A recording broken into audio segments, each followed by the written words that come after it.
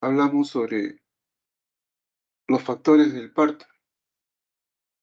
Dijimos que los factores del parto eran tres: el feto y sus anexos,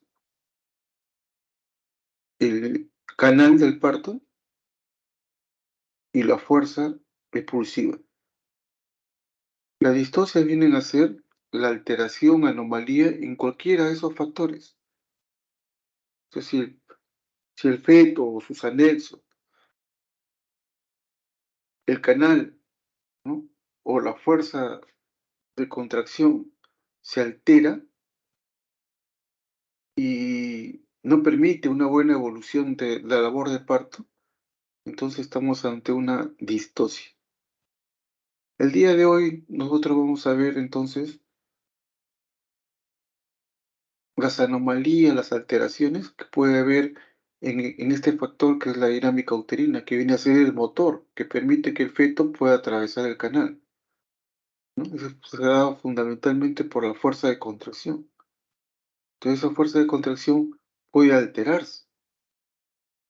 Si se altera, constituye una distocia de la dinámica uterina.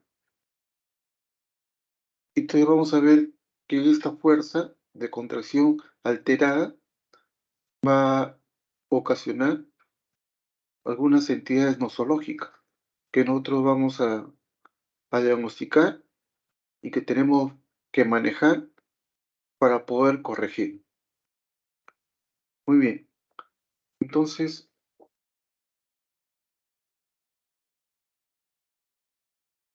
vamos en primer lugar a definir, ¿no? Esas son las distocias de la dinámica uterina.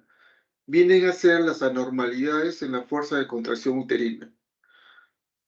De tal manera que estas anormalidades van a alterar la evolución clínica del parto y podría llevar por acción mecánica a interferir con los cambios metabólicos del feto y puede ser causa incluso de un sufrimiento fetal agudo. O sea, como consecuencia de esta anomalía en la contracción, el feto puede terminar asfixiándose. El sufrimiento fetal agudo es hipoxia y acidosis, o sea, fundamentalmente eso se conoce como asfixia. El gran riesgo del feto cuando es sometido a un trabajo de parto es que se asfixie. Y una de las causas de esa asfixia es cuando la fuerza de contracción del útero se altera y, y no le damos importancia, entonces puede haber daño en el feto. Eso es lo que debemos nosotros prevenir. Acá vemos la característica de la contracción. Ustedes ven que la contracción tiene una intensidad, una duración y una frecuencia. Esa intensidad nunca llega a cero. La intensidad siempre va a estar entre 8 a 12. O sea, el útero siempre está ligeramente contraído. Esa contracción permanente del útero se llama tono, que es alrededor de 8 a 12, ¿no? Y sobre ese tono, el útero va a contraerse. Esa es la intensidad. Va a tener una duración y va a tener una frecuencia que se va a se va a medir en 10 minutos, ¿no? Entonces, las características de la contracción uterina pueden alterarse. Cuando se altera la intensidad, sé que la intensidad es más o menos de 30 a 50 milímetros de mercurio. Si las contracciones son menos de 30 milímetros de mercurio, eso se denomina hiposistolia. Si por el contrario, las contracciones tienen una intensidad mayor de 50 milímetros de mercurio, estamos ante una hipersistolia. La duración, cuando es menos de 20 segundos, se llama hipercronía. Cuando es mayor de 60 segundos, hipercronía. También se puede usar el término por hipocronía, puede ser hipocronasia. Hiper- y por hipercronía podría ser hipercronasia, que si algunos autores utilizan ese término, significa lo mismo, ¿no? Duración, el caso de la hipocronía o hipocronasia, menor de 20 segundos, y el caso de la hipercronía o hipercronasia, mayor de 60 segundos. También se puede alterar la frecuencia. O tenemos menos de 2 contracciones en 10 minutos, Estamos hablando de una bradisistolia. Cuando tenemos más de 5 contracciones en 10 minutos, estamos ante una taquisistolia. O sea, no muy frecuentes las contracciones, ¿no? Una taquisistolia. Ahora el tono que le decía que es la contracción permanente del útero, que está entre 8 y 12, si tiene menos de 8 es una hipotonía. Si tiene más de 12, una hipertonía. Normalmente la hipotonía se da después del parto. La hipertonía se puede dar durante el parto. Y que nosotros controlar, porque la hipertonía puede producir alteraciones que van a repercutir en el feto, como vamos a ver en un instante. A ustedes pueden ver en este esquema a la izquierda el útero grávido. ¿Cómo es? Perdón, el útero ingrávido. Primero, la primera imagen de un útero que no está gestando, ¿no? Ahí se ve en la imagen. Está el cuerpo del útero, el cuello abajo y entre ambos el istmo. Ven ahí el orificio cervical interno y el estado. A la izquierda, entonces, un útero no gestante. Esta anatomía, que es normal en el útero gestante, en el útero no gestante, ven cómo se altera, cómo se transforma en el útero grávido a término. La segunda imagen es un útero grávido, un útero gestante, que ya está a término. Ustedes ven lo que era el istmo, esta pequeña línea, ha incrementado de tamaño. Forma un, digamos, una porción que se va a llamar segmento. Va a dar origen al segmento, el istmo. Abajo ustedes ven el cuello, todavía está largo, los orificios están cerrados. Este está a término. Una vez que este útero grávido a término entra en trabajo de parto, entonces el cuello se comienza a borrar, a cortar y luego a abrir. Ustedes ven como el orificio cervical externo e interno ambos están abiertos y el cuello se va cortando. Y el segmento pasivo, se ha incrementado, ¿no? Entonces el segmento, la zona del istmo. Ahora esa es la imagen de un útero en trabajo de parto normal, ¿no? Para un útero en trabajo de parto normal, pero ya en el segundo estadio, o sea, en el expulsivo. Acá hemos visto en el primer estadio que es en el periodo de dilatación, está dilatando, ¿no? Pero ya en el periodo expulsivo ustedes ven cómo el cuello prácticamente desaparece. Fue un buen segmento, el útero se contrae hacia arriba y el segmento está bien formado. El cuello ya dilató totalmente y el útero se tiene que contraer para que el feto pueda ser expulsado. Está contrayendo. Y miren esta imagen de la derecha, donde ven un útero en trabajo de parto anormal. Acá hay una distosia. Ustedes ven que el grosor de la musculatura uterina se incrementa, ¿no? El útero se está retrayendo hacia arriba. Y miren el segmento. El segmento se ha alargado tremendamente. ¿Por qué? Porque en este caso, el feto no puede, por algún motivo, no puede avanzar a través de la pelvis. El útero se contrae intensamente, ¿no? Y el segmento cada vez se va estirando y estirando. Si este feto no nace, entonces el gran riesgo de que el útero se pueda romper. ¿Y dónde se rompe? No se va a romper en una zona más gruesa.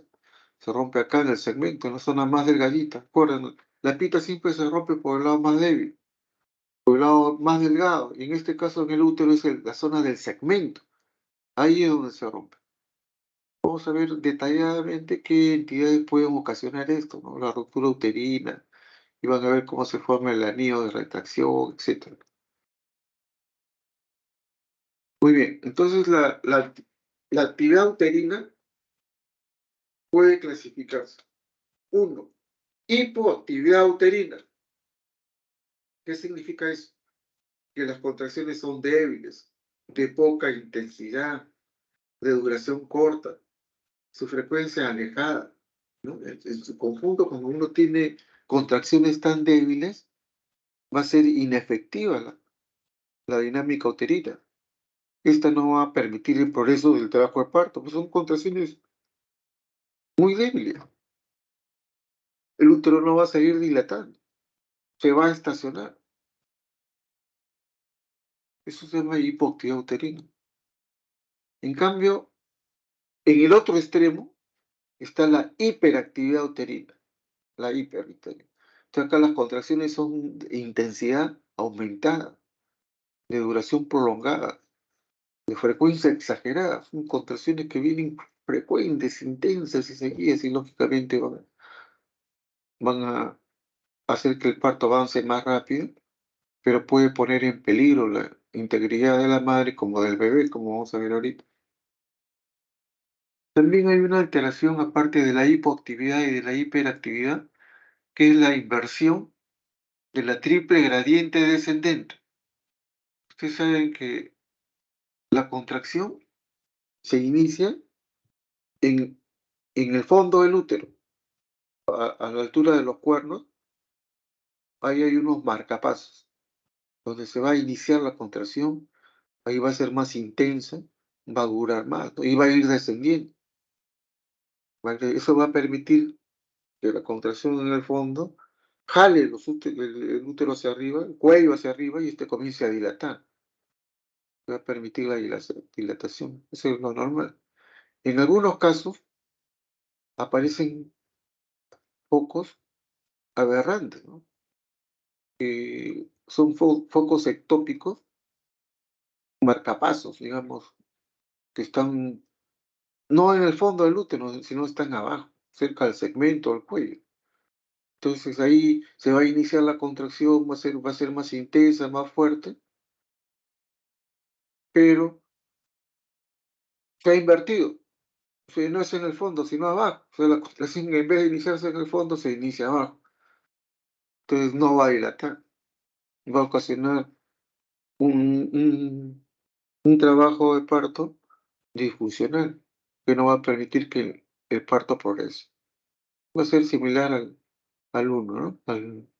A la hipoactividad que también, bueno, en ese caso las contracciones eran débiles, pero no permitía la dilatación. Acá las contracciones pueden ser normales, pero se inician abajo, entonces tampoco permiten la dilatación. Esto más o menos, el útero se contrae y jala hacia arriba al cuello para que este se comience a dilatar, se comience a abrir y va empujando al feto hacia abajo. Esta es, digamos, la dirección de las líneas de fuerza, ¿no? Contrae el útero, lleva al feto hacia el canal pélvico, pero ustedes ven cómo estas flechitas indican la dirección que va a seguir el cuello y el segmento, hacia arriba. Se va a ir abriendo cada vez más conforme el útero se contrae. Bien, estas alteraciones de la dinámica uterina nos van a ocasionar tres tipos de entidades. El parto prolongado, que se conoce también como parto disfuncional, el parto precipitado y el parto obstruido. Son tres tipos de parto distóxico, con distocias de la dinámica uterina. El parto prolongado, el parto precipitado y el parto obstruido. Entonces vamos a revisar cada una de estas entidades. Vamos a empezar entonces por el parto prolongado, ¿no? Este parto prolongado quiere decir que el parto se va a prolongar en el tiempo, o sea, va a durar mucho, puede durar demasiado de repente. El parto no avanza, estás ahí 15, 20 horas y el parto no avanza. Es un parto prolongado. ¿Y por qué no avanza? Porque hay una hipoactividad uterina, conocida también como inercia uterina, ¿no? O sea, contracciones que son muy débiles, como hemos dicho. ¿Y a qué se debe? Hay varias causas, ¿no? Dentro de las causas funcionales, la primera es la inhibición psicógena. La paciente llega al hospital con buenas contracciones, o sea, con contracciones normales. Está con sus contracciones, su dinámica, ya inició el trabajo de parto, la hospitalizan. Pero cuando está ya en el hospital, para tener su parte, de repente le entra temor, angustia, miedo, entra en crisis de pánico. Entonces, ¿qué pasa? Se bloquea psicológicamente y las contracciones disminuyen. Comienza a hacer una hipoactividad y el parto ya no avanza. Se queda con la misma dilatación por un periodo largo y ocasiona lo que nosotros denominamos entonces el parto prolongado, parto disfuncional. Otra causa es la inhibición refleja. La inhibición refleja se refiere cuando la vejiga o el recto están repletos, o sea, están muy agrandados, no ha orinado y tiene la vejiga así que parece que va a reventar. Entonces eso produce una inhibición refleja en el útero, que hace que las contracciones se alejen. Por eso siempre hay que evacuar vejiga, ¿no? Si no puede orinar sola la paciente, nosotros le pasamos una sondita en el ato, evacuamos bien la vejiga y descartamos la sonda, ¿no? En el caso del recto, el paciente puede ir al baño, si está con los primeros centímetros, o podemos poner también un enema evacuante, que eso va a ayudar, va a aliviar a la paciente, porque va a bloquear esta inhibición refleja, ¿no? Hay también causas secundarias, como el agotamiento materno. La señora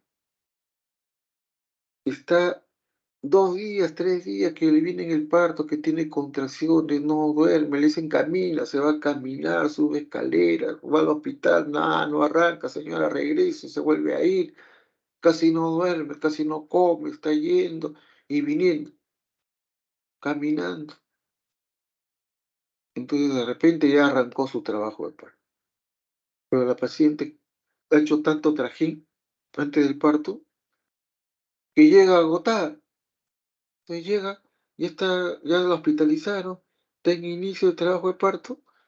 Como está agotada, tal vez se queda hasta dormida y las contracciones se pueden alejar, o sea, se pueden alejar, se pueden debilitar la dinámica. ¿Por qué? Porque la señora está totalmente agotada, ¿no? Entonces es otra de las causas por la cual se puede prolongar el parto.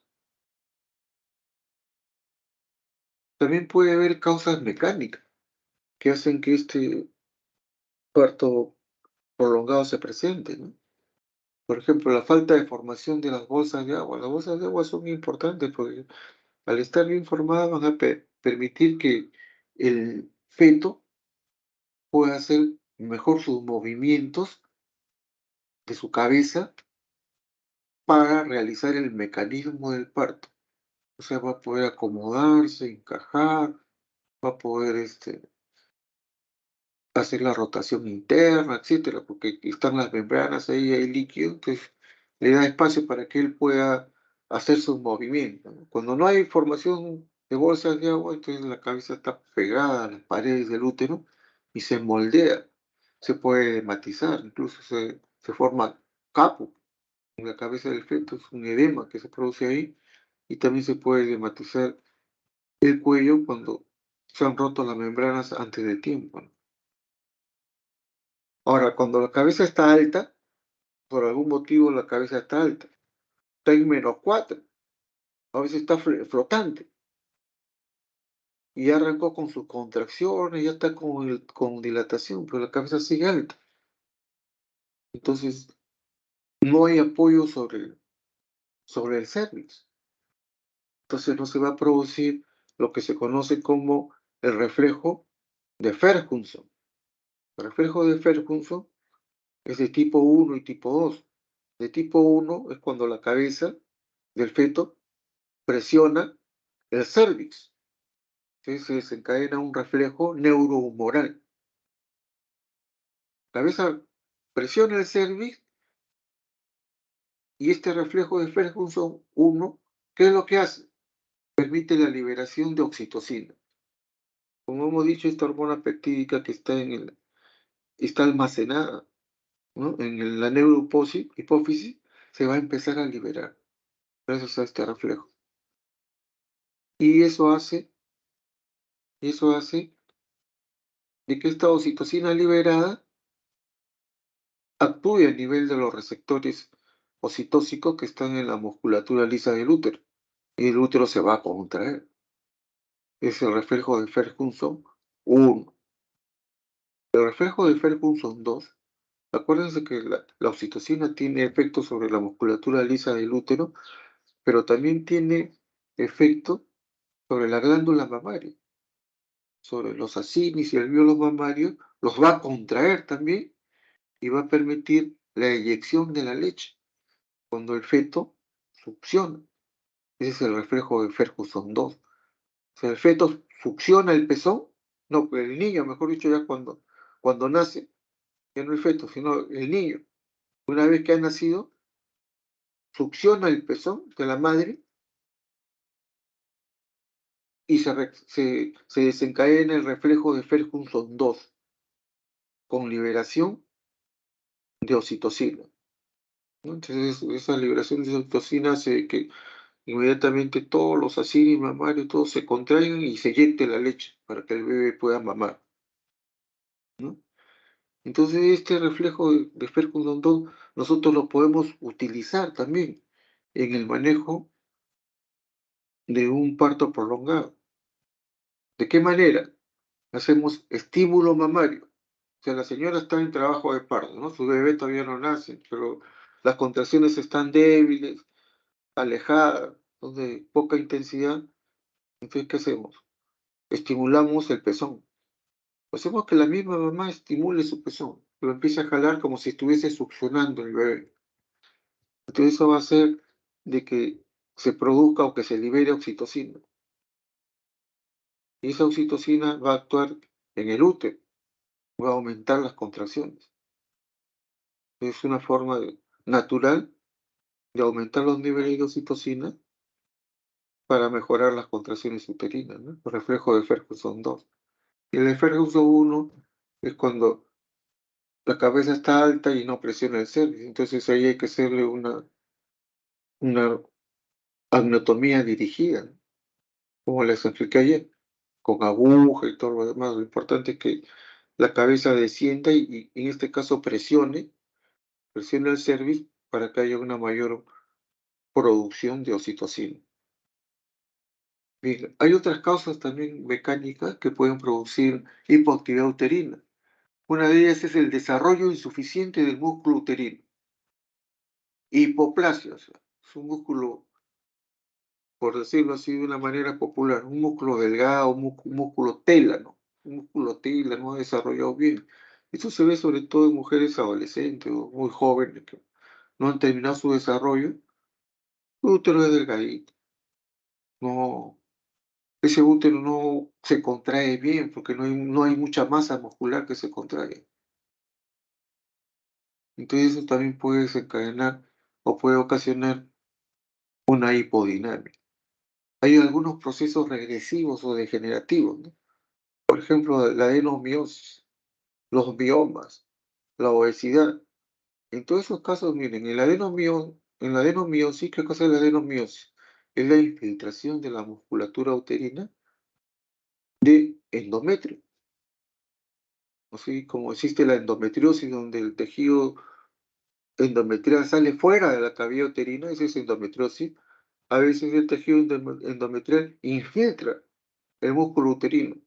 El músculo uterino que está infiltrado de adenomiosis no contrae bien, entonces va a ser una hipoactividad uterina. La presencia de miomas, ¿no? Miomas intramurales que comprometen la musculatura, sobre todo si hay múltiples, no van a permitir una buena contracción del útero también. En caso de la obesidad, bueno, la obesidad tiene pues, células grasas infiltradas en todo sitio, incluido en el útero. También no va a permitir que el útero se contraiga en forma adecuada. Todos estos cuadros pueden presentar o pueden cursar en el parto con hipoactividad uterina. Ahora, va a haber casos en que el útero se va a sobredistender demasiado, ¿no? Como ejemplo el polidramio. hay exceso de líquido, tiene 2, 3, 4, 5 litros de líquido amniótico. Está sobredistendido, saben que tiene una barriga inmensa, o sea, porque el útero se ha sobredistendido demasiado por la cantidad de líquido, entonces el útero no va a contraer bien. Más bien es propenso después a hacer una hemorragia postparto por atonía uterina. Lo mismo un feto macrosómico, ¿no? El otro día estaba viendo un niño que había nacido con 5 kilos 500. Y la señora, bueno, hizo también hipotonía uterina, pero esta se la operaron, ¿no? Esta señora no. Pues tienen sobredistensión uterina, entonces el útero no contrae bien y casi siempre nos lleva a una atonía uterina, ¿no? El embarazo múltiple también, mientras más niños haya, mayor sobredistensión hay.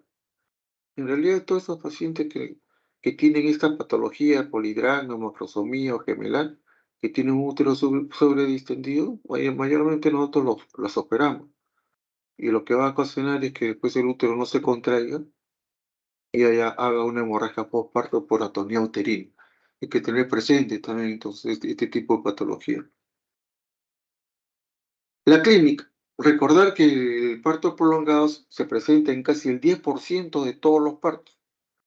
¿Y por qué se caracteriza? Porque tiene hiposistolia, hipocronía, bradisistolia. El tono se mantiene normal durante el trabajo de parto. Son las contracciones que son débiles, de poca duración y alejadas.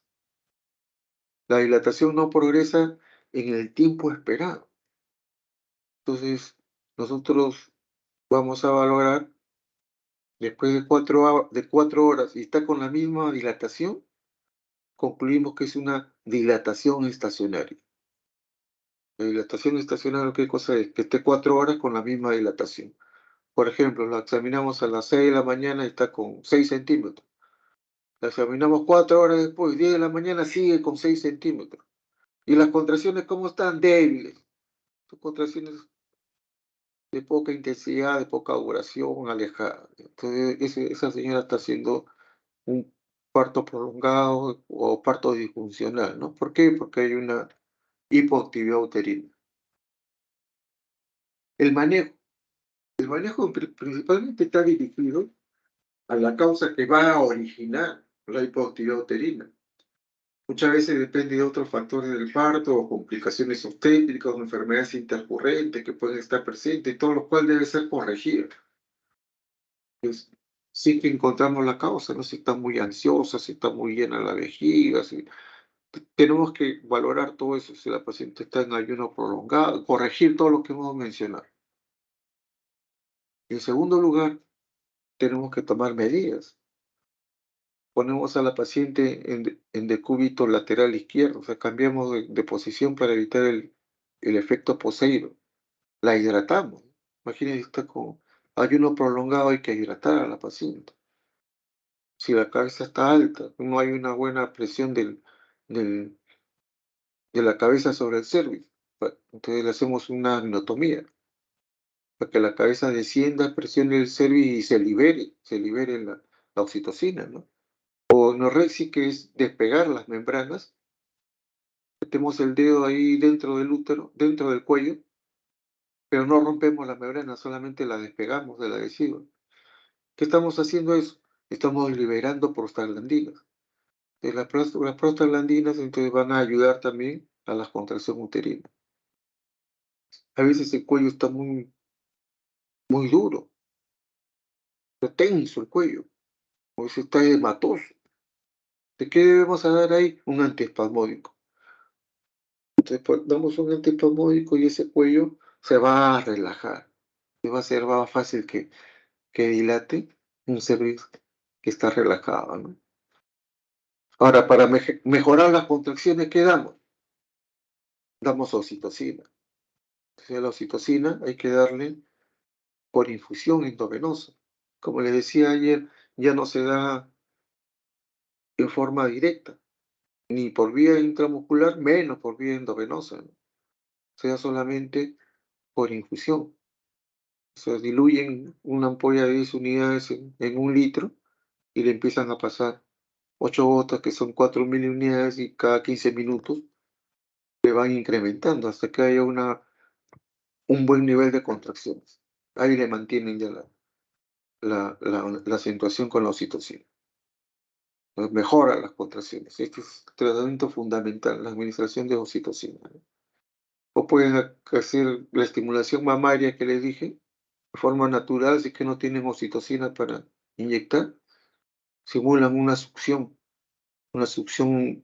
en el pezón. Me enseña la mamá cómo jalar el pezón como si el bebé estuviese succionando y se libera oxitocina en forma natural. Eso también va a ayudar a las contracciones, pero mejor es acentuar con oxitocina. Esto pasan a la vena por infusión, por goteo, y con eso van a conseguir de todas maneras que las contracciones mejoren. En algunos casos, que la paciente está agotada, está cansada, está ansiosa, preocupada, etcétera, podemos dar oxigenoterapia. Recuerden que el oxígeno no darnos mucha cantidad. Normalmente ustedes dan 3, 4, 5 litros, no dan más. Nos dan 10 litros por minuto. Eso puede ocasionar daño en el feto, que produce una displasia retroventricular al feto y puede quedar ciego por exceso de oxígeno cuando uno administra en el parto. Lo que la paciente con el oxígeno va a sentir mejor, que respira mejor y todo lo demás, pero no se abusa, se da limitadamente el oxígeno, cuando sea necesario, si no, no. Considerar también la posibilidad de dar antibióticos, porque como esta paciente no avanza, están que la examina la obstetriz, llama al médico residente, la examina el interno, llaman al asistente, el asistente viene con sus alumnos y todo el mundo la examina, esa pobre señora. Entonces, a más tactos, mayor posibilidad de infección. Más de 6 tactos durante el trabajo de parto ya se considera contaminado. Entonces, ¿qué hay que hacer para que no se infecte? Dar antibióticos en forma profiláctica, ¿no? Normalmente se da una cefalosporina. Puede ser una cefazolina, 1 gramo cada 6 endovenos, listo. Con eso ya lo hemos cubierto bien. Que siempre hay que prevenir la infección. Estas pacientes muchas veces terminan haciendo endometritis, ¿no? Infecciones en la zona genital. Por tanto tacto. Antes de pasar acá. Con eso debe mejorar. Si la paciente no mejora, ustedes la van evaluando, ¿no? Cada hora, cada 2 horas, según el grado de dilatación que tenga, si es primípara, si es multípara. Según el caso, ustedes van evaluando periódicamente. Si no mejora, a pesar que le mejoraron la dinámica, ya le mejoraron la dinámica, pero no avanzan, pues, mejoran en cesárea. Pero en la gran mayoría de los casos, si solamente es distocia de la dinámica, es distocia de la contracción, y debemos mejorar la contracción, con eso debe corregirse, avanzar y tener su parto vaginal, así que no hay ningún otro factor obstétrico que lo impida, ¿no? Y listo. Bien, ahora nos vamos a ir al otro extremo. ¿Cuál es el otro extremo? El parto precipitado. Este es lo contrario del parto prolongado, ¿no? Del parto disfuncional. Este es lo contrario. El parto precipitado se llama así cuando el parto dura menos de 1 hora en una multípara o menos de 2 horas en una primípara. Entonces, uy, qué bien, qué rápido. No, a veces esto termina en forma tumultuosa. Puede haber daño hacia la madre o hacia el feto. Cuando el parto es demasiado rápido, tanto la madre como el feto se pueden dañar, como va a ser ahorita. Todo no puede ser demasiado rápido. Es peligroso. No es bueno que el parto sea así tan rápido. Claro que ojalá la fisiología fuera que sí, que el parto no durara tanto, ¿no? Tanto para la mamá como para el médico que atiende, sería ideal que durara 1 hora, máximo 2 horas. Estamos en un parto y horas, 6 horas, 8 horas, 10 horas, 12 horas en una primípara, que es lo que dura normalmente, y a veces se prolonga. Pero en el parto precipitado, en forma anormal, se produce una hiperdinamia. Va a haber una hiperdinamia. Y esa hiperdinamia es lo que va a hacer que el parto se acorte en su duración. Pero como les repito, eso es peligroso. para la madre como para el feto. ¿Qué se puede deber eso? Cuando hay mayor excitabilidad de los centros nerviosos del útero, ¿no? Eso se ve, por ejemplo, cuando la paciente tiene preeclampsia o eclampsia, hay una excitabilidad de los centros nerviosos del útero. Estas pacientes que tienen eclampsia hacen parto precipitado o preeclampsia severa. No siempre, ¿no? Pero nosotros tratamos de prevenir y tratamos de operar lo antes posible, porque el parto precipitado siempre es peligroso. Pero una de las razones es que la preeclampsia o eclampsia aumentan, producen una mayor excitabilidad de los centros nerviosos del útero y eso va a acelerar el parto, ¿no? También puede ser por aumento de las neurosecreciones de oxitocina, se produce más oxitocina. Mayormente eso es iatrogénico, muchas veces no estamos induciendo un parto, estamos acentuando un parto o induciendo sobre todo, y le pasamos mucha oxitocina, le pasan a chorro, a veces sin darse cuenta y otras veces dándose cuenta.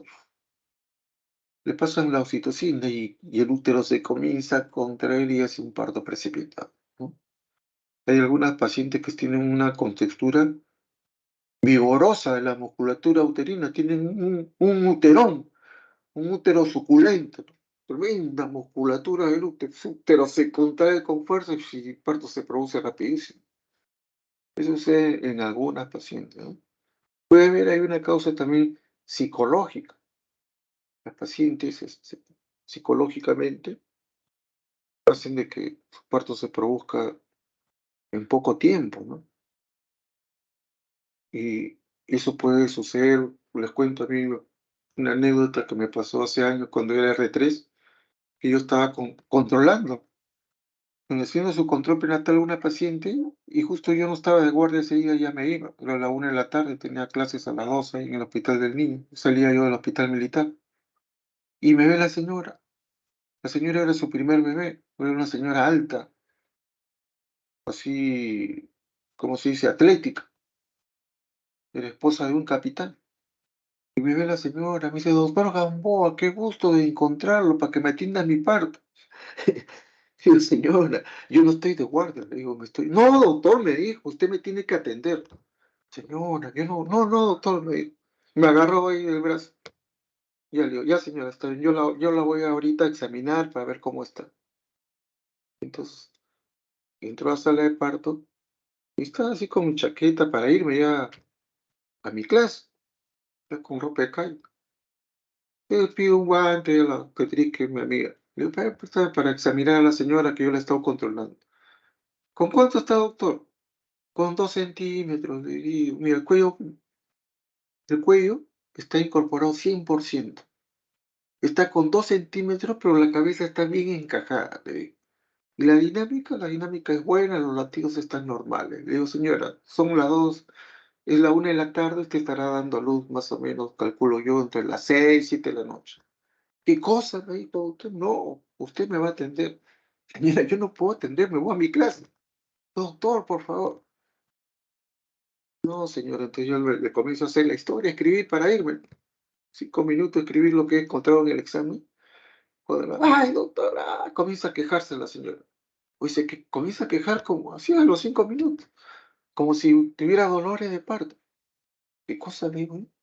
Y yo me iba a ir, ya había escrito mi nota de ingreso, todo. Ay, comienza a gritar la señora. Y estaba en la sala de examen cuando recién ingresan las pacientes, ni siquiera estaba en sala de dilatación, porque ahí en el militar hay una sala de examen, hay una sala de dilatación y hay una sala de expulsivo donde uno atiende al parto. Va yendo de sala en sala. Estaba con 2 centímetros, 5 minutos después comienza con las contracciones así fuertes y la paciente comienza a quejarse. Entonces le digo: "Señorita, páseme un guante antes de irme, voy a ver, estar seguro con cuánto está". Increíble. Le digo: "Está con 6 centímetros". "¿Qué cosa?". "No, ya no está con 6, está con 8". Le digo: "Señora, está con, ya pásame una camilla". Trajo la camilla y le hemos pasado a la sala de expulsión con la justa. Normalmente ahí en el hospital militar uno cuando atiende el parto tiene que entrar con su scraf, ponerse su gorro, su máscara, su bota, su mandilón, lavarse bien las manos previamente, ponerse los guantes, tiene que poner a la paciente, lavarla, hacerle el lavado perineal, ponerle después los campos operatorios, los empujar, le pone su anestesia, era primí para hacerle su epicio, eso es lo normal, ¿no? Y te demoras más o menos un buen tiempo. Yo a la señora yo le he pasado así, con la justa, o sea, a la cama de expulsivos, no me he cambiado nada, sin gorro, sin máscara, sin nada. O sea, con la justa me puse los guantes, pero sin botas, sin nada, sin mascarilla. Y la señora estaba ahí pasada en la cabeza y seguía pujando. Le dije, señora, no puje. Yo pensaba hacerle una epicio, ¿no? No me dio tiempo. La señora seguía pujando. Señora, me he tenido que abalanzar ahí y proteger el peiné y la cabeza del feto para que no salga, iba a salir como un misil ese niño. Y no era un niño tan pequeño, era un niño normal, era un niño más o menos de 3.500. Así que con la justa se podido detener a ese niño que salía, pero pues, si no lo detenía se iba al suelo. El niño salió, salió el niño y detrás salió la placenta. Ahí nomás salió la placenta solita. Salió el niño y la placenta, todo acá. Dios mío, ya corté el cordón, lo reanimé al niño. Pues el niño estaba bien, salió llorando. Yo llamé a Neo para que lo lleve. Revisé no, ni siquiera no le había hecho epicio y ni siquiera se había desgarrado. Ni siquiera un desgarro tipo uno. Nada, ni una gota, nada, ni siquiera sangraba. El útero contraído. Oye, esa es una de las experiencias más increíbles que he tenido yo en mi carrera. De un parto precipitado de tipo psicológico. Entonces ya, pues, caballero, ya lo pasé, le comencé a hacer el resumen del parto, partograma, parto precipitado, todo esto acá. 1:30 ya había terminado. Había terminado todo de escribir, todo el procedimiento. De 1:05, en 25 minutos, una primeriza. Toda la atención completa. Y la paciente me dice, ya ve, doctor, yo le dije que usted me iba a atender mi parto. Eso parece que fue una causa psicológica, ¿no?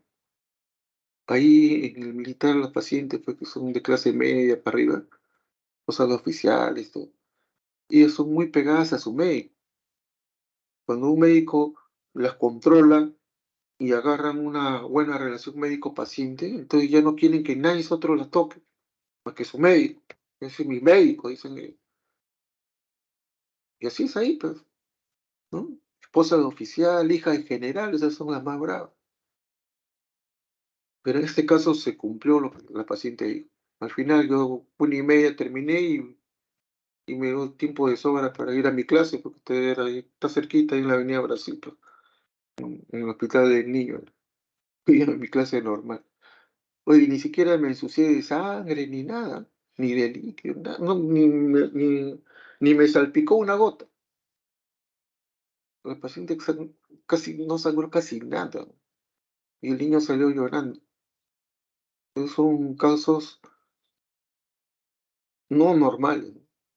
Es un caso realmente anormal de cómo suceden los partos. Ojalá todos los partos fueran así rapiditos, pero no, pues es peligroso, como vamos a ver ahorita. Bien, entonces en la clínica se caracteriza por aparecer con el inicio del trabajo de parto, con dosis completa rapidísimo. ¿Qué pasa? Existe una hiperactividad uterina, hay taquisistole, hipersistole, hipercronía, ¿no? Se conserva la triple gradiente descendente y esto va a llevar a una dilatación e incorporación rápida del cervix. Se incorpora y dilata el toque por acción de las contracciones. La paciente se halla agitada y se queja de dolores casi continuos. A la palpación se aprecia la dureza exagerada, a veces leñosa del útero durante la contracción. Y estas contracciones se presentan así, casi sin reposo, o sea, son subnitrantes. El útero se relaja, pero apenitas. Y tiene la contracción, se relaja un poquito, otra vez la contracción, y otra vez, y otra vez. Y eso hace que el parto no dure mucho. Entonces acá ustedes ven en esta hoja de las contracciones, bueno, el tono está al comienzo en 10. Se van produciendo las contracciones más rápido, ustedes ven que el tono va subiendo. Hay una tendencia a la hipertonía. Las contracciones cada vez duran menos, pues son intensas, pero son más seguidas. Son contracciones subnitrantes, ¿no? Más de 5 en 10 minutos. En este caso hay 7. ¿Por qué le digo que puede ser perjudicial este parto precipitado? Puede desprender la placenta, pues un DPP, y eso puede matar al niño. Puede comprometer la vida de la madre por la hemorragia. Se pueden producir traumatismos y desgarros del canal del parto. Se desgarra el cérvix, se puede desgarrar el ano, se puede desgarrar el recto, mucosa rectal, ¿no? Ahora, la brusca evacuación del útero predispone al shock, es un shock neurogénico por descompresión brusca del útero. El, el- el abdomen nunca se debe descomprimir tan bruscamente, ¿no? Paulatinamente. Cuando lo hacen demasiado brusca de un solo golpe, eso predispone al shock. Una vez salido el niño, el útero se va a retraer mal y va a favorecer la atonía uterina. Entonces, estos pacientes muchas veces hacen hemorragia postparto. Ahora, el feto también es expuesto al traumatismo y a la hipoxia. Como le digo, se pueden caer al suelo. Una vez vi así, ¿no? Una residente que estaba atendiendo ahí el parto vaginal. Está que pujaba, ella estaba arreglando de espaldas, arreglando su mesa, eso se demoraba, y la paciente pujaba. Cuando ella fue a ver, hoy ya no había feto. Oye, el feto se había caído, estaba ahí en la esquina. Y ella empezó a llorar y ahí se dio cuenta. Realmente que el piso es un piso blando y no le ocasionó ningún daño al bebé. Imagínate, ese niño se podía haber traumatizado, podía haber tenido una fractura, podía haberse muerto. Con un parto precipitado no puedes perder de vista al bebé. No te puedes voltear a arreglar la mesa del parto, no puedes perder tiempo en eso. De frente tienes que ir a atenderlo, si no te gana y sale como una bala ese bebé. Ten mucho cuidado con el parto precipitado por todos los problemas que puede ocasionar. El manejo, hay que tratar de identificar la causa que provoca el trastorno, que es muy difícil de decir cuál es la causa, salvo que sea iatrogénico, ¿no? Que le han estado poniendo oxitocina, induciendo con oxitocina, en lo cual tiene que quitarle la oxitocina y dejarle una vía libre, ¿no? Cambiar de posición a la embarazada en posición de costado. Algo que yo he visto, o sea, que da efecto, cuando la paciente está así muy agitada, con hiperactividad, ponerle petidina. La petidina como que la desconecta a la paciente, la relaja, las contracciones disminuyen y el parto avanza normal. Pues la petidina, yo he tenido experiencia usando de petidina con buenos resultados, ¿no? Antes se usaban los anestésicos como el cloroformo, el éter, el tricloretileno, eran buenos, o sea, para relajar las contracciones. Actualmente ya no se usa, pues eso quedó en desuso. ¿Por qué? Porque el feto se va a deprimir, se deprime en forma respiratoria, entonces ya no se usa, ¿no? Pueden utilizar algunos sedantes del útero, ¿no? Algunos topolíticos como los beta-adrenérgicos, el isosuprina, la ritodrina o el nifedipino sublingual. Pero la verdad es que cuando estás ante un parto precipitado no te da tiempo para hacer nada. Tienes que sacarlo al niño antes de que le pase algo, ¿no? Si se instaló un sufrimiento fetal, lo terminas por la vía más rápida, que siempre por la vía más rápida va a ser por vía vaginal, ¿no? Bien, entonces esto es lo que nosotros conocemos como el parto precipitado. Hemos visto el parto prolongado o parto disfuncional, que por hipodinamia, el parto precipitado por el efecto contrario, por hiperdinamia. Ahora vamos a ver un tercer cuadro. Este tercer cuadro es el más peligroso de todos. Es lo que se llama el parto obstruido. Acá va a haber hiperdinamia, pero la hiperdinamia va a ser secundaria. O sea, no es que esté alterada la fuerza de contracción como en los otros dos casos. En el primer caso, el parto prolongado y en el parto precipitado, la, la actividad uterina estaba alterada. En una había hiperdinamia y en la otra hipodinamia, ¿no? Acá no. Acá la dinámica al comienzo está normal, pero por algún motivo, por algún obstáculo, entonces existe la imposibilidad que el feto pueda atravesar el canal. Es imposible que este elefante pase por el ojo de una aguja. Posible. Bueno, es imposible que este feto atraviese ese canal, porque es muy grande la cabeza del feto, la pelvis normal. O la cabeza es normal, pero la pelvis es muy chica, ¿no? O el feto entró, el feto es normal, la pelvis es normal, pero entró en una mala actitud de presentación, con la cabeza extendida, o hizo enciclitismo, o de repente hay un tumor previo, hay una conglutinación cervical. Hay un obstáculo que no permite que el feto atraviese el canal. Es imposible. No, no va a pasar, esa cabeza no va a pasar por el canal. Entonces, ¿qué hace el organismo? Para ayudar a vencer el obstáculo, el útero se comienza a contraer con más fuerza. O sea, hay una hiperdinamia secundaria. Comienza a contraerse. Aumenta la fuerza de contracción, la intensidad, la duración, la frecuencia, para vencer el obstáculo. Pero como es imposible que ese feto atraviese el canal, entonces van a pasar dos situaciones. O el útero se rompe, siempre por el lado más débil, que es el segmento, o se queda contracturado. Se queda así contracturado, agarrotado. Y de repente ya desaparecen las contracciones, el feto se muere y comienzan a tener cambios degenerativos irreversibles. Adiós útero, adiós feto. En los sitios donde lógicamente no hay sala de operaciones, digamos, ¿no? Zonas rurales, puede pasar eso. Pero vamos a ver cómo es la evolución, porque este parto fluido es bien importante porque se presenta por un mal diagnóstico del médico. El médico no se da cuenta que ese feto no va a salir por esa pelvis. Y a pesar de eso le da chance vaginal. Y comienzan a suceder los eventos y no se da cuenta que ese feto no va a salir. E insiste en darle chance vaginal. Al final termina rompiéndose. Es imposible. O a veces el feto se muere. Y dice, "Ah, ya se murió, dale chance vaginal". Ni muerto, ese niño, aunque esté muerto, no va a poder atravesar ese canal. Ese hay que operarlo sí o sí. Es el parto obstruido. Si ustedes ven las causas de muerte materna, ustedes ven que la causa más frecuente en el país es la hemorragia, ¿no? Acá en Lima es la hipertensión inducida por el embarazo, pero en el país la primera causa sigue siendo la hemorragia. En segundo lugar, la hipertensión inducida por el embarazo. En tercer lugar, el shock séptico, las infecciones. En cuarto lugar, el aborto. Y en quinto lugar, el parto obstruido.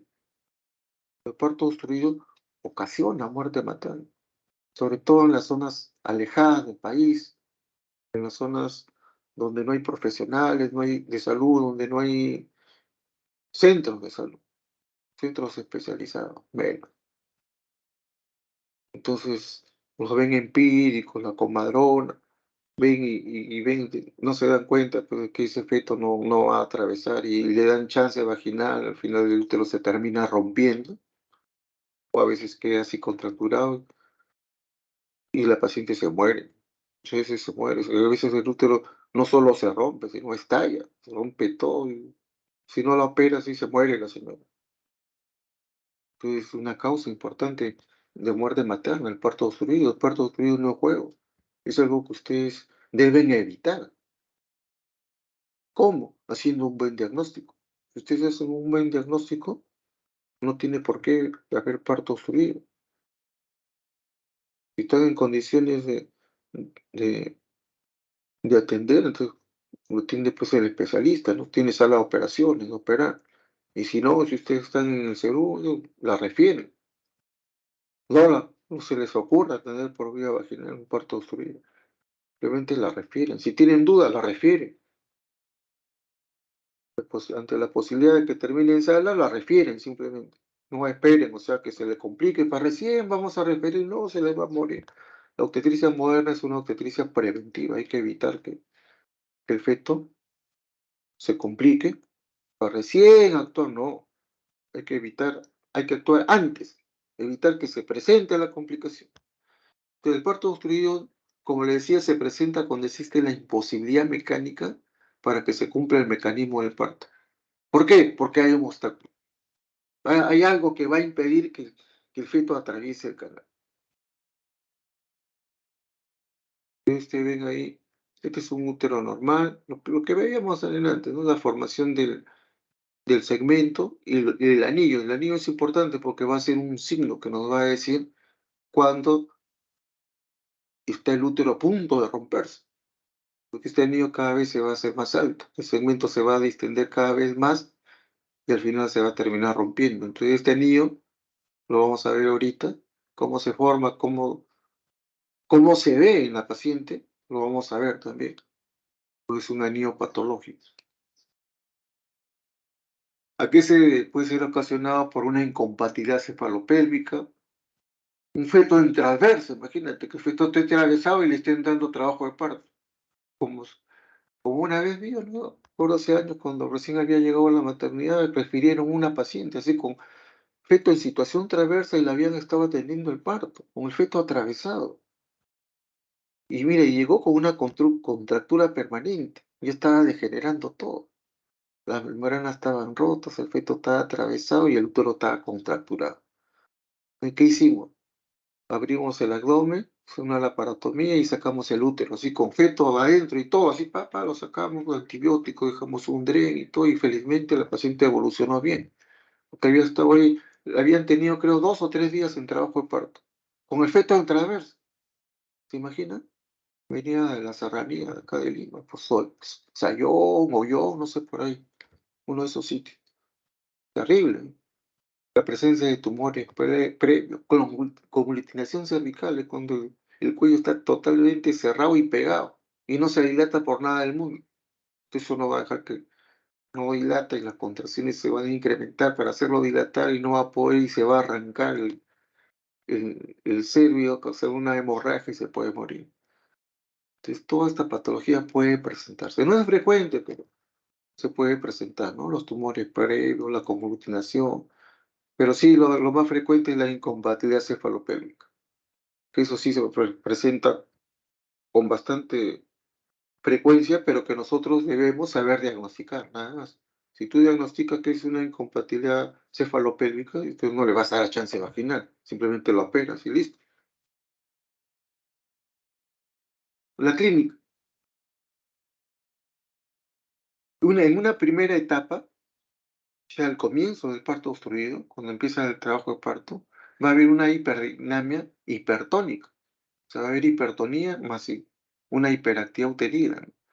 Y presencia de policistolia e hipertonía. La paciente, ¿qué es lo que siente? Un dolor exagerado y continuo. ¿Dónde? En el hipogástrico. Se va a quejar de mucho dolor, esa zona va a estar muy sensible, ¿no? Entonces hay una gran sensibilidad uterina y una dureza permanente, o sea, por la hipertonía. Casi, ese útero casi no relaja, apenitas, contrae. Si ustedes escuchan los latidos cardíacos, ya están alterados. De repente hay una taquicardia fetal. Ese feto está siendo afectado, está en hipoxia y se está defendiendo ante la hipoxia. Entonces, en esta etapa puede evolucionar a cualquiera de los dos estadios siguientes, ¿no? O se rompe el útero o pasa a lo que se llama la hipodinamia secundaria por fatiga muscular, ¿no? Que es lo que ya no se contrae el útero, pues se queda contracturado. Hay una fatiga muscular porque ha trabajado tanto y se queda paralítico, digamos. Ya no contrae, no relaja, nada, se queda así fijo. Esa es la hipodinamia secundaria por fatiga muscular. Entonces, si evoluciona a ruptura uterina, ¿no? Antes de que el útero se rompa, se produce una inminencia de ruptura uterina. O sea, el útero te avisa que se va a romper. Y una de las formas como te avisa el útero es mediante 3 signos que se conocen como el síndrome de Van Frommer-Pinar. Como el esfuerzo que hace el útero es ineficaz, ¿no?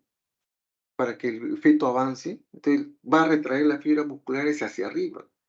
Jala el segmento hacia arriba y este se comienza a adelgazar y se distiende exageradamente. Entonces va a haber un límite entre el segmento y el cuerpo del útero. Se van a delimitar mediante la presencia de un anillo, que es el anillo de Van. El anillo de Van es una depresión que uno ve alrededor del abdomen, donde arriba se ve el útero contracturado y abajo se ve el segmento distendido, el anillo de Van. Ese es un signo que nos dice, mira, se está jalando tanto el segmento que en cualquier momento se va a romper. El anillo de Van es el primer signo. El segundo signo que se encuentra es el signo de Fromberg. Ustedes a nivel de la zona de los flancos van a palpar unas cuerdas tensas, engrosadas, ¿no? Por eso, ese es el signo de Fromberg. ¿Qué son esas cuerdas que uno puede palpar ahí? Se ven y se palpan, sobre todo. Más se palpan que se ven. Son los ligamentos redondos. Entonces, los ligamentos redondos vamos a ver, nacen más o menos a la altura de los cuernos y van en dirección hacia las ingles. Entonces, cuando el útero está muy contracturado, jala los ligamentos redondos y los pone como dos cuerdas tensas, que se pueden palpar, y ese es el signo de Frommer, ¿no?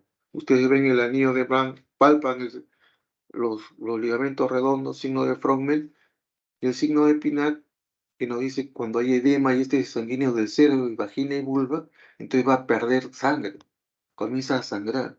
Pero es un sangradito así oscuro, ¿no? Y escaso, no es abundante. Ese es el signo de Pinar. Ya se están rompiendo fibras a nivel del útero, a nivel del segmento. La paciente empezó a sangrar, no de Pinar. Entonces, aparte de estos tres signos, va a haber un dolor exagerado, un dolor intenso a nivel del segmento. Tú no puedes ni tocar el segmento, duele demasiado. Entonces, todo esto constituye la inminencia de la ruptura uterina. Si ustedes no intervienen, no tratan en este momento, se va a romper el útero. En la mayoría de los casos se rompe el útero. Decidieron dar, ya se rompió el útero. Y en algunos casos no se rompe, se queda contracturado. Son los menos casos. Entonces ustedes ven acá, miren, el útero se contrae, el segmento se distiende, entonces el límite entre el cuerpo del útero y el segmento es el anillo de Van. Este es un esquema que vamos a verlo ahorita. Entonces acá ustedes pueden ver en esta paciente, miren, historia cesárea anterior, por encima del ombligo está el útero, cuerpo uterino, está bien contraído, mire, y casi el segmento se ha distendido tanto que está más o menos a 2, 3 veces el dedo debajo del ombligo. Ahí está esa hendidura que ustedes ven, ese es el anillo de Van, ¿no? El anillo de Van. Miren la longitud del segmento, la forma como está tan distendido. Eso puede romper. Esta señora deben operarla si no se va a romper el útero a nivel del segmento. Acá es otra foto donde está mucho más marcado. ¿No? Tú sabes ahí ni cuál es el fondo y cuál es el segmento, porque está tan distendido y el anillo de Van está casi a nivel del ombligo, ¿no? Esa hendidura y que se prolonga en ambos lados. Acá es otra paciente que también tiene un anillo de Van, ¿no? Hasta el fondo del cuerpo del útero y abajo el segmento distendido. Este es el anillo de Van. Si ustedes palpan acá, van a encontrar dos cuerdas tensas que son los ligamentos redondos, que es el signo de Frommer, ¿no? Y probablemente esta paciente esté sangrando, sangrado escaso, rojo oscuro. Bien, eso con respecto al síndrome de Van Frommer-Pilat. Con respecto a la contractura, desde la etapa final de la lucha de la contracción contra el obstáculo. O sea, el útero se ha contraído tanto para vencer el obstáculo, ya no da más, ¿no? Entonces queda como agotado,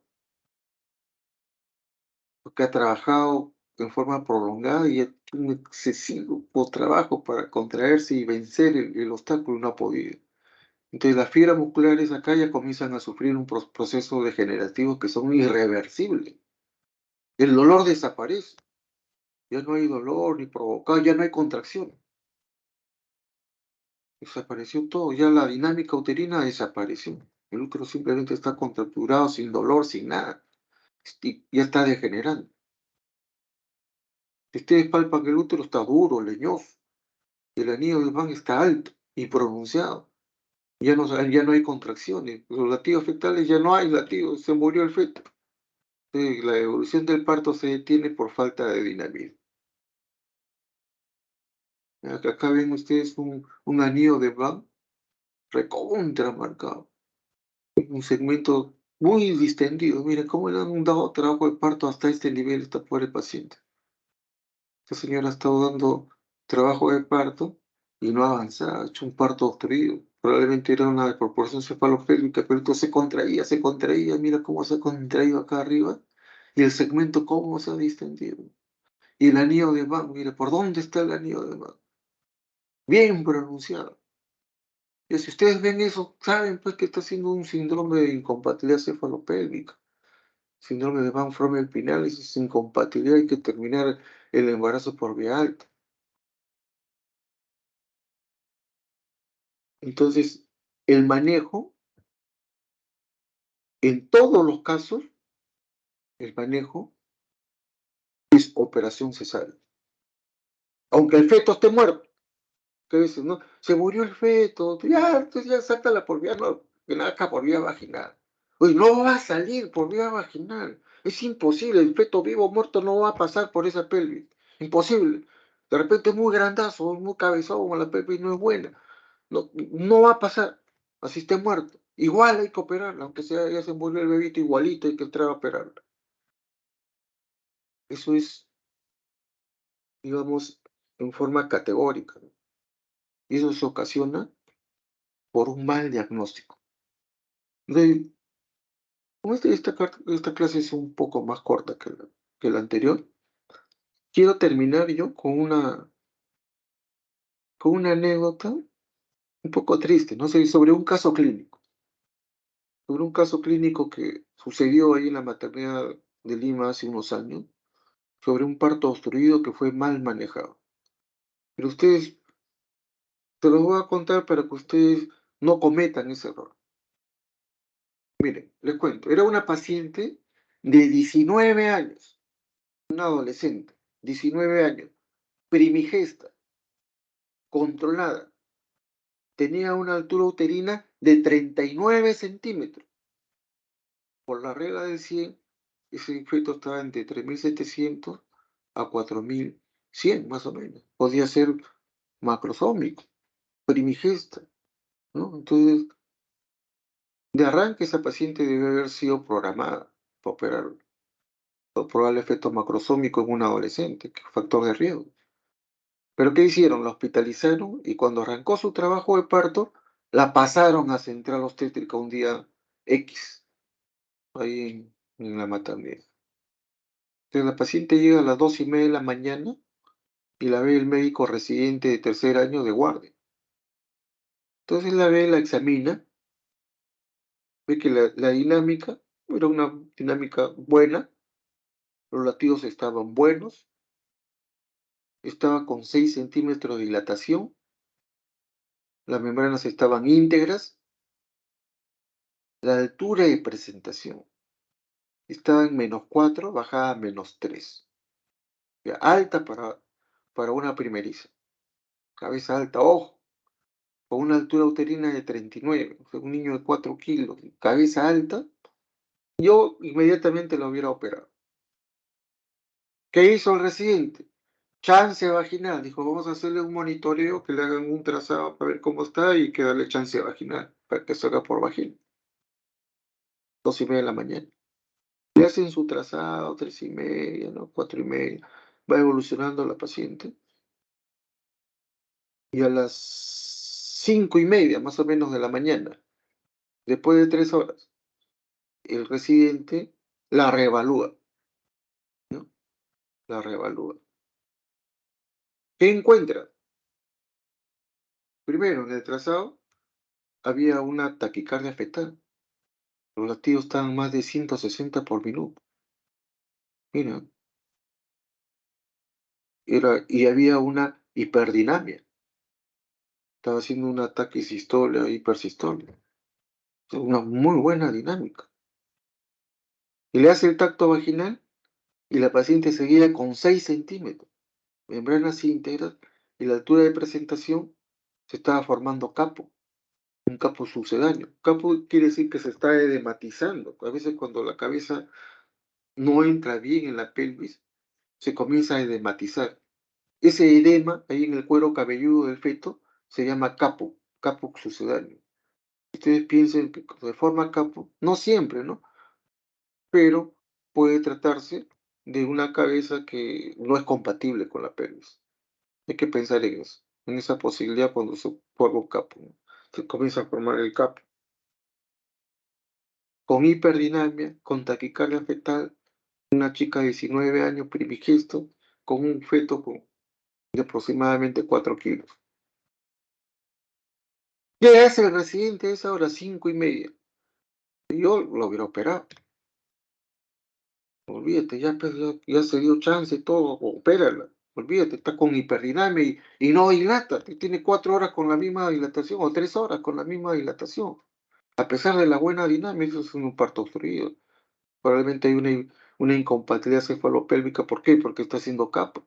La cabeza está alta y se está formando un capo de 2 centímetros. Le pone ahí como si la altura de presentación fuera -1 cuando ese es el capo el que está creciendo. No es que la cabeza esté bajando, la cabeza sigue en -3. Bueno, ¿qué hace el residente? Le rompe membranas. El líquido estaba claro. Le rompe membranas, le pone oxitocina, como si se tratara de un parto disfuncional, como si se tratara de una hipoactividad uterina, porque la oxitocina se administra cuando tú quieres mejorar las contracciones. Pero acá no había hipodinamia, había hiperdinamia. Y está contraindicado administrarle oxitocina. Pero aún así, el residente le pone oxitocina, rompe membranas, le pone oxitocina y la completa digitalmente. ¿Sí? La completa.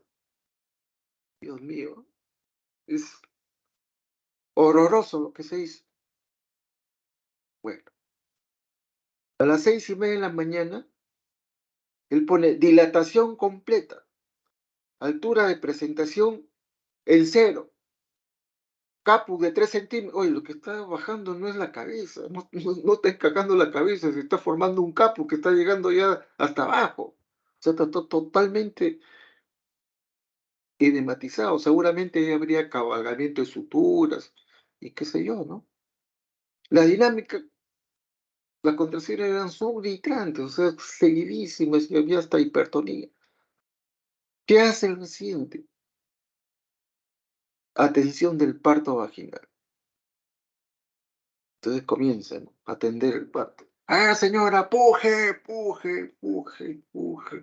Comienza ya la completó la cabeza. Señora, usted no puja bien, puje. No puja. Hay que hacerle crisel. Fer, súbete arriba. Se suben arriba de la paciente y comienzan a empujar todo el mundo, a ayudar para que salga la cabeza. Sí, la atención del parto. ¿Qué creen que pasó? Adivinaron. La paciente comienza a sangrar. Comienza a sangrar, pero sangra en cantidad. Todos los residentes se asustan. Para eso ya eran algo así como las 7, 7:15 de la mañana. El paciente comienza a sangrar.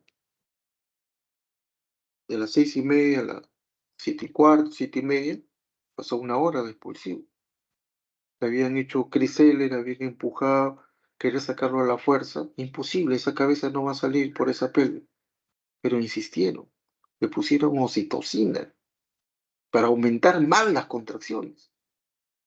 Se podía haber desprendido la placenta, se podía haber roto el útero, podían pasar mil cosas, pero la paciente comienza a sangrar. Ese es un indicio de que el útero ya se rompió. Entonces, ¿qué hace? Se asusta y la sube a sala de operaciones para operarlo. El médico responsable del sector estaba operando a otra paciente, no sabía el caso. Él estaba resolviendo, otra paciente, operando, qué sé yo, y estaba en sala, y estaba ocupado, mientras que el residente seguía esperando ahí, en la antesala.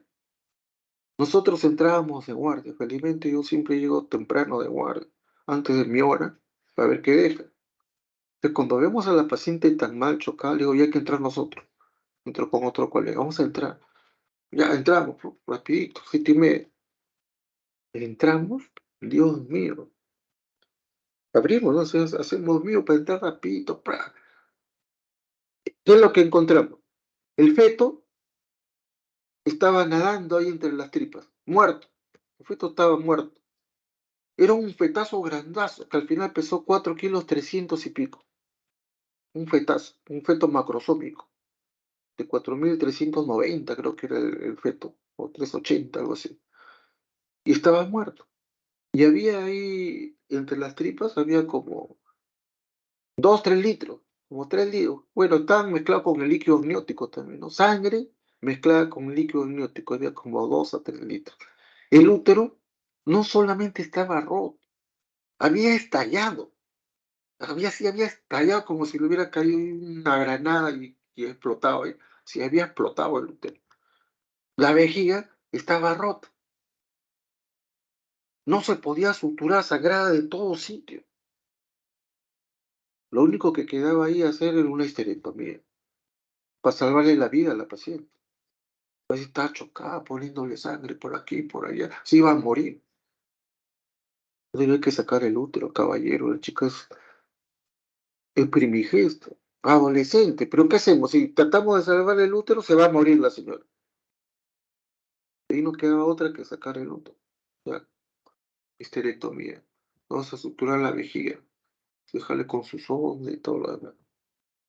Felizmente, gracias a Dios, la paciente evolucionó bien. Ella evolucionó bien de su histerectomía, de su sutura de vejiga y todo lo demás.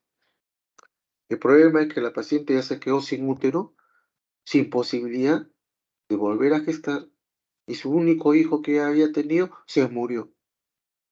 Y todo por el mal manejo de un residente. Y todavía un residente, mira, que ha sido mi alumno, que había sido mi interno, que fue ahí residente 3 años, porque era R3.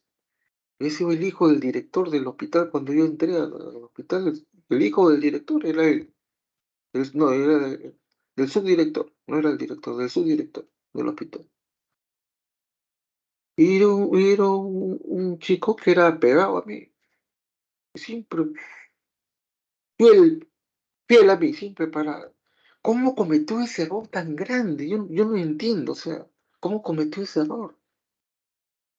Yo le dije, pero mira, esta clase que les estoy dando yo sobre el parto obstruido, es una clase que yo la dicto hace más de 10 años, 15, 20 años quizás que dicto esta clase. Y esa clase yo se la dicté a él. Le dije, "Pero ¿no has escuchado mi clase de parto obstruido sobre incompatibilidad?". Le digo que si hay hiperdinamia y hay dilatación estacionaria, no se pone oxitocina y hay que operar. Es un parto obstruido.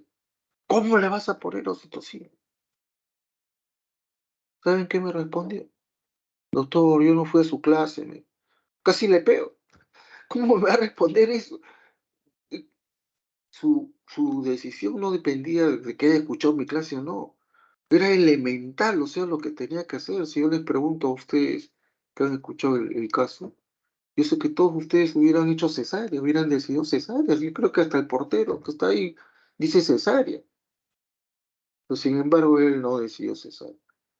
Él decidió parto vaginal. Hasta el final, parto vaginal, y lo único que logró es que el útero se rompa. Y desgració pues a esa pobre niña, ¿no? Imagínense, una chiquita de 19 años, con un uterazo, ¿no? Un útero de 39 de altura uterina, un feto macrosómico, 4 kilos 350, que está haciendo hiperdinamia, que la cabeza está alta, el feto comienza a hacer taquicardia, ya está en hipoxia, y le sigue, y le sigue dando chance vaginal, y lo peor de todo es que le pone oxitocina para que haya más hiperdinamia y se desprenda la placenta o se rompa el útero, porque eso va a ocasionar el exceso de una dinámica uterina. Se rompió el útero, se murió el niño, estalló el útero, tuvimos que sacarlo. Y esa pobre chica quedó condenada a no tener nunca más un bebé por una mala decisión médica. Lógicamente a ese residente lo sancionaron, le cortaron la mano para que ella no entre a sala de operaciones, todo fue un escándalo ahí institucional, porque nunca se había visto un manejo de esa manera, pero eso puede suceder. Entonces ustedes,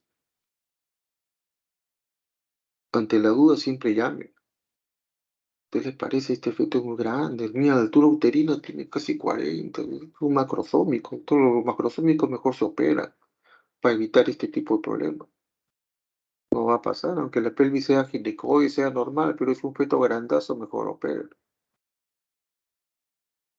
Y con todos los indicios que había, ¿no? Todos los parámetros evaluables que nos decían, estamos ante un parto fluido, ¿no? Seguramente, si hubiéramos tenido una foto de esa paciente, veríamos un anillo de Van, hubiéramos visto ahí, un tremendo anillo de Van, visible.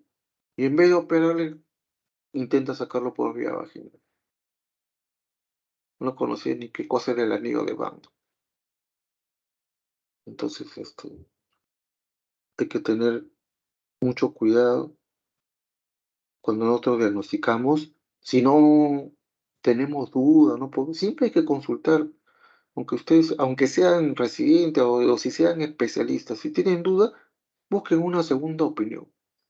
Yo a veces, y un montón de veces he tenido duda a veces. ¿Qué hago? Me llamo a otro asistente. Oh, hermano, mira, yo le encuentro así. ¿Qué te parece? El otro médico lo va a ver desde otro punto de vista y me va a dar su opinión. Y eso va a permitir una mejor decisión. Como a mí también muchísimas veces me llaman, ¿no? Médicos asistentes, yo no digo residentes, internos, asistentes, que son responsables del sector. Soy doctor. ¿Qué le parece esto? Y yo le digo, sí, mira, sí, le doy mi apreciación. Y con eso uno puede decidir mejor, ¿no? Siempre, no, cuando son casos de duda, de difícil diagnóstico, siempre hay que consultar. Si el tema es más amplio, entonces uno hace una junta médica y llamas a los especialistas, llamas al neonatólogo, llamas al cardiólogo, dependiendo del caso, ¿no? Yo no digo en este caso, pero en otro caso, digamos, una paciente que convulsiona, pues llamas hasta al cardiólogo, al neurólogo, intensivista y todo lo demás para que tu responsabilidad se diluye ya. Si tú quieres resolverlo todo porque te crees lo máximo y se te muere la paciente, tú vas a cargar solo con el muerto. En cambio, tú llamas a todo el mundo. Es una junta médica, la junta médica decide y pase lo que pase, ya no te responsabilizo. Porque fue el conjunto de los médicos que hicieron todo lo posible por salvar al paciente y eso ya no es punible. Hiciste lo correcto, llamaste a la junta médica y se hizo todo lo posible. Si se resolvió el caso, en buena hora. Y si no se resolvió, se hizo lo posible. Y de esa manera ustedes se cubren desde el punto de vista legal. No se olviden de que obstetricia es una de las especialidades, ¿no? Junto con cirugía, anestesio y cirugía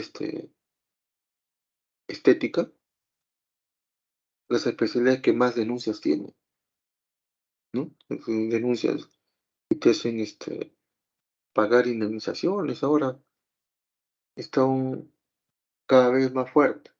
Entonces hay que cuidarnos de todos los problemas médicos legales.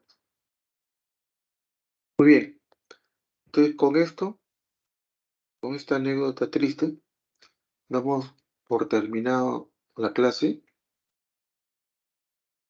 El día, el día viernes vamos a hacer una tercera clase que va a ser sobre distosia de los anexos. Perfecto. Ustedes saben que cuando yo hablé de parto, dije, sale el feto y salen sus anexos. Cordón, la membrana, placenta, todos son los anexos. Entonces, también puede haber dificultad en los anexos, puede haber distocia en los anexos. Eso lo vamos a revisar el día viernes, así a esta hora, a las 4 de la tarde. Y la próxima semana tenemos una clase teórica sobre puerperio, que ese es un capítulo también que lo vamos a reducir a 1 hora, que nos programan 1 hora, hora y media máximo. Muy bien, si hubiera alguna pregunta, Doctor, una pregunta. sí, ¿quién habla? Hugo Cabeza. A ver, Hugo, Doctor, con respecto a la triste anécdota que nos acaba de contar, ¿llegó a haber algún tipo de denuncia, fuera de la sanción, ¿no? ¿Llegó a haber algún tipo de denuncia contra el residente, contra la institución? ¿Este residente se terminó por graduar? ya muy buena pregunta, mira. En primer lugar, no hubo denuncia, que yo sepa, porque me hubieran llamado a mí, así sea como testigo, porque yo operé a la paciente. No hubo denuncia. Yo no sé cómo arreglaría el residente eso, pero como ya estaba por terminar, mira, se terminó de graduar, a pesar que ya no lo hicieron operar, nada. Entonces, ¿qué hizo? Postuló al INEM, a oncología, hacer una segunda especialidad en oncología ginecológica, pero ahí son súper estrictos. Yo sé que duró 5 meses nomás y al sexto mes lo sacaron. Y de ahí sé que se fue a provincia, se fue a Huánuco, no sé qué provincia se fue. Y ahí ya le perdí el rastro. Ya no lo volví a ver más. Ya no supe hasta ahora qué fue de su vida, ¿no? Pero fue de triste recordación en el hospital porque causó conmoción en todos los médicos. ¿Cómo va a ser eso? Todos los médicos estábamos conmocionados. No avisa al asistente. Ese es el problema, pues, porque la responsabilidad del asistente termina cuando él avisa. Si ustedes son internos y encuentran algo alterado, latidos, ¿qué tienen que hacer ustedes? Avisar. Avisan al R1, al R2, al R que esté, y ahí su responsabilidad ya terminó. Así se muera, no interesa, ya ustedes cumplieron, avisaron. Ustedes son R1 y detectan un problema. ¿Cuándo acaba su responsabilidad? Le avisan al R2 o al R3 o al asistente, avisan. Cuando ustedes avisan, terminó su responsabilidad. Si ese R3 hubiera avisado al médico asistente, no, que estaba operando, hubiera avisado al asistente, al jefe de la guardia, ¿no? Su responsabilidad hubiera terminado. Pero él no avisó a nadie, él actuó por cuenta propia. Sí, eso es lo peor. Eso es lo que más molesta, lo que más duele, que no avisó. Yo creo que me hubiera avisado a mí. Si yo no estaba de guardia ese día, no yo entraba de guardia al día siguiente. O a mí o a cualquier asistente. ¿Tú crees que le hubiera algún asistente permitido que haga eso? Lo hubiera mandado inmediatamente a operar. Le dijo, oiga, desde el primer momento, opérate a esta paciente. Pero no quiso llamar, no quiso avisar, cargó con el muerto solo. Por eso fue sancionado. Pero no, pero lo peor de todo, ¿sabes qué es? Su conciencia. Porque él sabe que actuó mal y eso lo va a cargar hasta el fin de sus días. Un error de ese tipo es imperdonable para un médico recién de tercer año. Imposible. No puede haber cometido un error de ese tamaño. Ustedes aprendan eso. Avisen nada más. Ustedes detectan cualquier anormalidad, ustedes avisan al inmediato superior. ¿Hasta cuándo? Hasta que sean asistentes. Si ustedes son asistentes y tienen dudas, ¿sí? Avisan al jefe de la guardia. ¿Para qué? Para hacer una junta médica. Hacen la junta médica y ya se libraron de toda responsabilidad. ¿Listo? La junta médica decide. Y no pueden culpar a todos los médicos. Todos han dado su opinión y ya se ha decidido. Eso te libra de cualquier responsabilidad legal. Tu conciencia también va a estar tranquila porque tú has querido hacer lo mejor por ese paciente y has consultado a todos los médicos y todos han dado su opinión. Ya no eres tú, ya no tú vas a cargar con el muerto. Como ese residente toda su vida va a cargar con ese muerto por no haber avisado y haber decidido mal, lógicamente. Muy bien, ¿alguna otra pregunta? No hay pregunta. Bien, entonces, Sí, doctor, sí, buenas tardes. Melissa, te Sí, quería escucho. consultar. Sí, quería consultarle. Usted mencionó que la oxitocina, perdón, se colocaba en infusión. ¿Qué dosis es la que se coloca? Ya mira, cuando uno hace una infusión, tiene que ser una solución de una destroza o cloruro de 1 litro y le pone una ampolla de oxitocina de 10 unidades. 10 unidades. ¿Ya? Entonces, cuando ustedes ponen 10 unidades, lo que quieren pasar ustedes es 4.000 unidades, porque 4.000 unidades de oxitocina es lo que produce la contracción, pero ustedes no están poniendo unidades, ustedes no están poniendo miliunidades, sino unidades.